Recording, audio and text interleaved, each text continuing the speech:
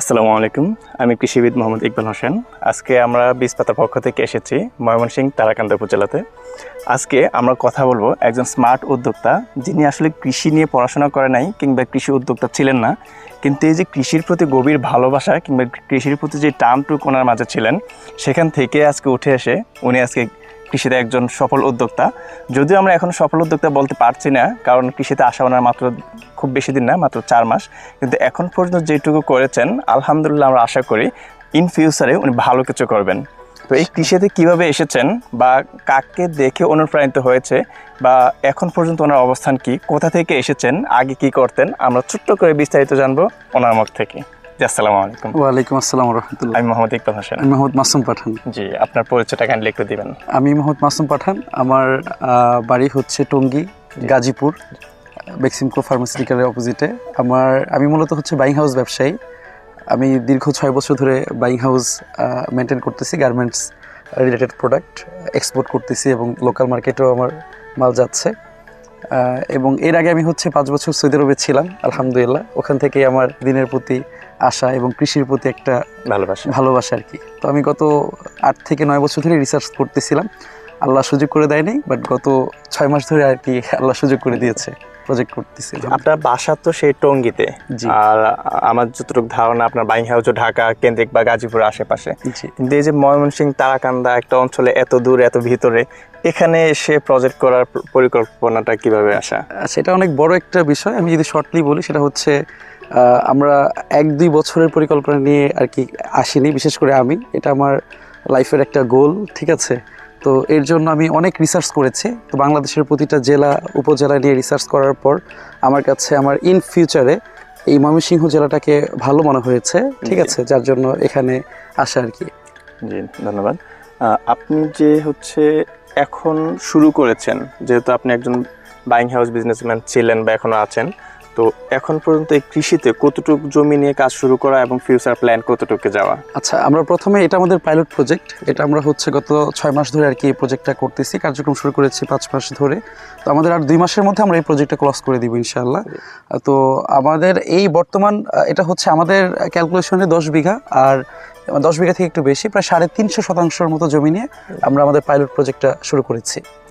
আচ্ছা, এখানে তো আপনি বিভিন্ন কোম্পানির বিভিন্ন ভ্যারাইটি নিয়ে বিভিন্ন ফসল নিয়ে কাজ করেছেন, তো সেক্ষেত্রে যাদেরটা নিয়ে কাজ করেছেন, আপনার যে পাইলট প্রজেক্টটা, আপনি কতটুকু শিখতে পেরেছেন বা এখান থেকে আপনার কতটুকু বোঝা হয়েছে যে আপনি পারবেন কি পারবেন না? কারণ শুরুটা আমাদের অনেক কঠিন হয়, আর অনেক স্ট্রাগল করা লাগে, আমরা হচ্ছে লস হয় বা অনেকে ভালো কিছু করতে পারে। সেখান থেকে আপনার শিক্ষাটা কতটুকু? আচ্ছা, আমার কাছে পারা না পারার যে বিষয়টা, সেটা হচ্ছে 10 জন যেই কাজটা করতে পারবে সেটা আমিও পারবো ইনশাআল্লাহ। আল্লাহ প্রতিটা মানুষকে সেই ক্ষমতা যোগ্যতা দিয়ে রাখে, আমরা সেটা ইমপ্লিমেন্ট করি না।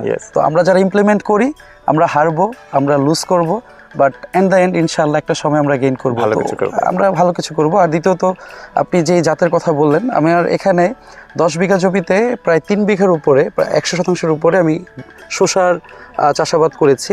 তো আমার ম্যাক্সিমাম জায়গাটা ছিল বীজপাতার কাঞ্চন জাতের শসা আর বিউটি প্লাস, বিউটি সুপার জাতের শসা, এই 2টা শসা। কারণ আমি গত 2-3 বছর ধরে রিসার্চ করতেছিলাম আপনাদের কোম্পানির বীজগুলো বাংলাদেশে ভালো। এর মাঝখানে আরেকটা স্বনামধন্য বাংলাদেশের কোম্পানির কিছু বীজ লাগিয়েছিলাম।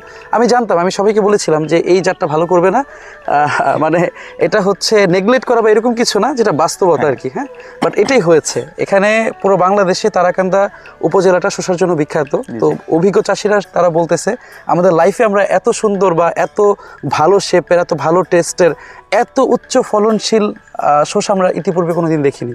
এবং ছোট্ট আরেকটা স্টোরি, আমি যখন আড়তদারের কাছে, আমার তো অনেক শসা হতো, যখন গাড়ি শসা চলে যেত, তখন এটা আমাকে বুঝতে দিত না।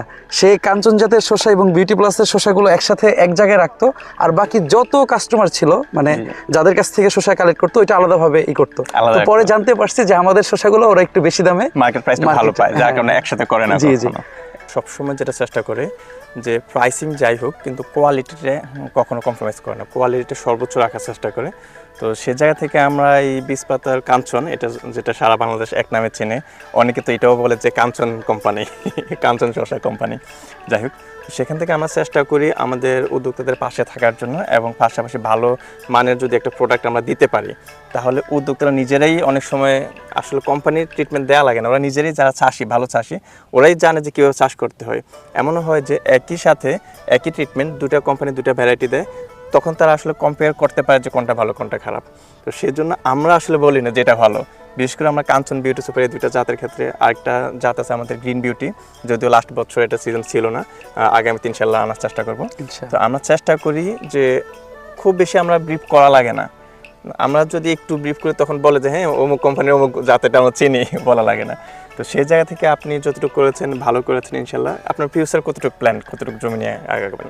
এই যে ধান কাটা শেষ হচ্ছে, আগামী 1 মাস পর থেকে আমরা আমাদের জমিগুলো নিতে পারবো। আমাদের ড্রিম প্রজেক্ট সেটা হচ্ছে 100 বিঘা, মানে 3,500 শতাংশ নিয়ে আমরা একটা পরিকল্পনা করতেছি। এর মধ্যে হচ্ছে 10 থেকে 15 বিঘা হচ্ছে আপনার শসা, মানে 200-300 শতাংশ শসা, করলা, টমেটো, মানে হাই ভ্যালু ক্রপসগুলো নিয়ে আমাদের 100 বিঘা মানে 3,500 একটা পরিকল্পনা আছে, যেটা আমরা খুব শীঘ্রই আমরা বাস্তবায়ন করবো ইনশাল্লাহ এই সিজনে, আগামী 1.5 মাস পর, মানে 1 থেকে 1.5 মাস পর থেকে ইনশাল্লাহ। প্রিয় কৃষি উদ্যোক্তা ভাইদের উদ্দেশ্যে কিছু কথা বলতে চাচ্ছি। আমাদের মাসুম পাঠান সাহেব একজন স্মার্ট কৃষি উদ্যোক্তা, ইনি হচ্ছে কখনো কৃষির সাথে যুক্ত ছিলেন না।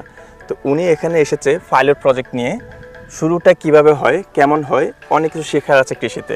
তার জন্য অনেকেই এই যে সোশ্যাল মিডিয়া বলেন, ইউটিউব, ফেসবুকে নানান জিনিস, বিশেষ করে লাভের অংশটুকু মানুষ বেশি দেখায়, বেশি শিখায়, সেই জিনিসগুলো দেখে আমাদের ইয়াং জেনারেশন কৃষিতে চলে আসে, স্মার্ট কৃষিতে। কিন্তু যে ভুলটা সবচেয়ে বেশি করে, অনেকে না শিখে, না বুঝে, না জেনে শুরু করতে চায়, মনে করে যে 1 মাস বা 2 মাস পর থেকে লাখ টাকা ইনকাম হয়ে যাবে। কৃষি আসলে এমন না। কৃষি, আপনি কৃষি বলেন আর যে কোনো ব্যবসা বলেন, এই যে জিনিসের লাভ বেশি সেটাতে লসও বেশি। আপনার মাথায় প্রথম 1 বা 2 সিজন মাথায় রাখতে হবে যে আমার এখান থেকে কোনো প্রফিট আসবে না, আমাকে আগে শিখতে হবে, যেটা আমাদের মাসুম পাঠান সাহেব চেষ্টা করেছে সর্বোচ্চটা শেখার জন্য। উনি এখানে লাভ করেছেন, লস করেছেন, শিলাবৃষ্টি হয়েছে, প্রকৃতি ওনার থেকে নিয়ে গেছে, আবার প্রকৃতি ওনাকে দিয়ে গেছে, লাভ লস মিলিয়ে উনি আলহামদুলিল্লাহ ভালো আছেন। ইভেন উনি এখন অনেক বড় প্রজেক্ট নিয়ে আগানোর চেষ্টা করে। সবার জন্য যেই পরামর্শটা আমাদের পক্ষ থেকে থাকবে, আপনি যেই কোম্পানির যেই প্রোডাক্ট চাষাবাদ করেন, যেভাবেই করেন, স্মার্ট কৃষিতে আসার চেষ্টা করেন। আর সর্বপ্রথম আপনার বর্তমান সময়ে এখনও অনেক অঞ্চলে গতানুগতিক চাষাবাদটা নিয়ে বেশি কাজ করে। স্মার্ট কৃষি নিয়ে দেখলে অনেকেই একটু নেগলেক্ট করে বা হচ্ছে একটু নেগেটিভ কথাবার্তা বলে, এই পলিথিন দিয়ে কি হবে, এইভাবে হচ্ছে এই প্যাটার্নের মাছা দিয়ে কি হবে। মালচিং কিন্তু অনেকেই এখনও চেনে না, এমন অঞ্চল আছে যা মালচিং কি সেটা জানেই না। তো এই জিনিসগুলো নিয়ে অন্য একদিন বলবো, কিন্তু আমাদের যেটা পরামর্শ, আগে শিখেন তারপরে করেন। আগে শিখেন, লস করেন, লাভ করেন, তারপর লাভের আশা করেন।